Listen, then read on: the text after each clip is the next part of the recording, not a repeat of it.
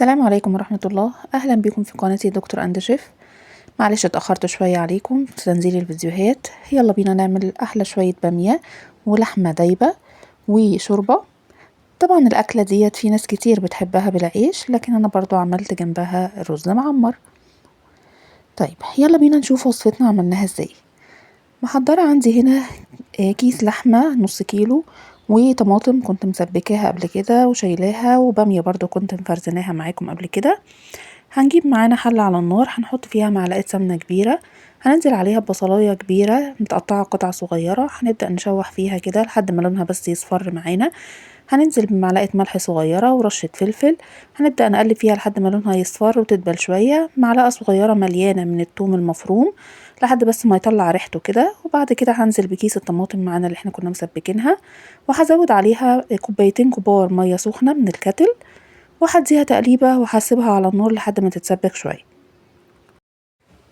هنقلب شوية وهنحط معلقة سكر، وبعد كده هنجيب حلة تانية على النار فيها معلقة برضو سمنة كبيرة، يفضل طبعا تكون سمنة بلدي، وهنزل ادي صدمة لقطع اللحمة بتاعتي. في الوقت دوت هكون برضو مولعة الكتل على مية سخنة لحد بس ما اللحمة تاخد كده لون من الجنبين. هننزل عليها بورق لورا، بمستكة، بفلفل حصى، بمعلقة سكر، ودي مهمة جدا للناس اللي بتنسى الملح. المفروض ان هي تحط معلقه سكر في الاول، بتسرع سوى اللحمه، ولو حطت ملح من البدايه زي ما انا هعمل كده دلوقتي خلاص تنسى بقى نقطه ان هي ممكن تنسى الملح دي. ونزلت عليها ببصلايه وطماطمايه وفلفل اخضر، وزي ما قلنا ميه سخنه من الكتل. وبعد كده هنظبط الملح بتاعنا خالص، وبعد كده بقى تكبروا دماغكم، احنا ظبطنا سكر وملح ومش هننسى بقى ان احنا نحط الملح في الاخر. هنا كانت التسبيكه بتاعه الباميه اتسبكت شويه، نزلت عليها بكيس الباميه اللي كنت مخزناه. هتاخد غلوتين وهبدأ اوطي عليها النار خالص واغطيها واتابعها بس كل شوية، عشان على حسب بقى انتوا بتحبوا الصوص بتاعها يبقى كتير، بتحبوها تبقى متسبكة جاهزة او متسبكة جامد، انتوا بقى تظبطوا النقطة ديت. بعد كده عندي رجعت للحمة تاني بتاعتي، كل ما المية تقل معايا المفروض ان انا بزودها مية سخنة من الكتل.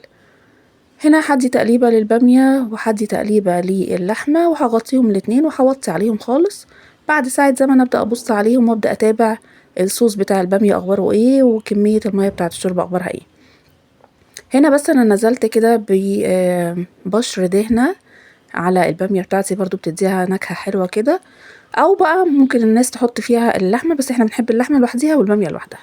طبعا بقى كان لازم رز معمر، جبت برام هنا ودهنته سمنة، وعلى النار كنت حاطه مقدار اللبن بتاعي، وزي ما انا عملت معاكم قبل كده فيديو الرز المعمر كنت حاطه على اللبن من البدايه السمنه والملح والفلفل، وبسقي بيه الرز مره واحده. غسلت الرز وحطيته في البرام بالمقدار المناسب، وبعد كده حطيت عليه اللبن اللي عليه السمنه والملح والفلفل، مولعه الفرن فوق وتحت شوايه ومن تحت.